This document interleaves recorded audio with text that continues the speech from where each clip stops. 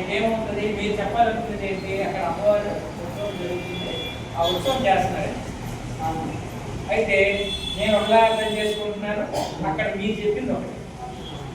So దీంట్లో ఏంటి విషయం అంటే, మీరు ఏదైనా ఒక విషయం చెప్పాలనుకునేటప్పుడు ఆ బొమ్మ వేసారా, ఆ బొమ్మ చేసిన తర్వాత ఆ బొమ్మ కథను కూడా చెప్పడం మీకు కావాలి. ఓకేనా? ఆ కథ చెప్పారనుకోండి, దాని విలువ ఇంకా పెరుగుతుంది.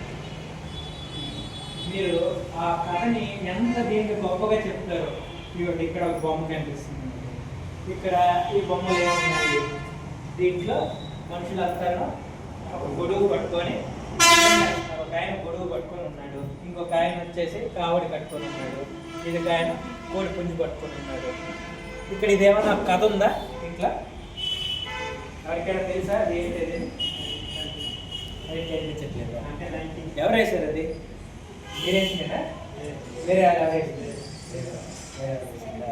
సరే, అయితే వాళ్ళు అక్కడ ఏం చెప్పాలనుకుంటున్నారు, అక్కడ ఆటవికుల ఏదో ఒక గ్రామంలోనే ఉండే ఇవేంటి, ఒక ఆయన కోడి పుంజు పట్టుకొని ఉన్నాడు, ఇంకొక ఆయన వచ్చేసి గొడుగు, ఆ కావడి, ఒక ఊర్లో ఏం జరుగుతూ ఉంటాయి అనేది ఆయన వ్యక్తపరచడానికి అని చెప్పి ప్రయత్నించారు. అందులో చాలామంది మీకు అర్థం అవ్వకపోయి ఉండొచ్చు, కొంతమందికి అర్థం అవుతుంది, కొంతమంది లేదా ఇంకొకలాగా అర్థం చేసుకోవచ్చు. నాకు అలా అర్థమైంది, ఒక్కొక్కరికి ఒక్కొక్కలాగా అర్థం. సో అదేంటి అంటే, ఒక బొమ్మ వేసేటప్పుడు మనం ఆ కథని చాలా స్పష్టంగా చెప్పగలగాలి.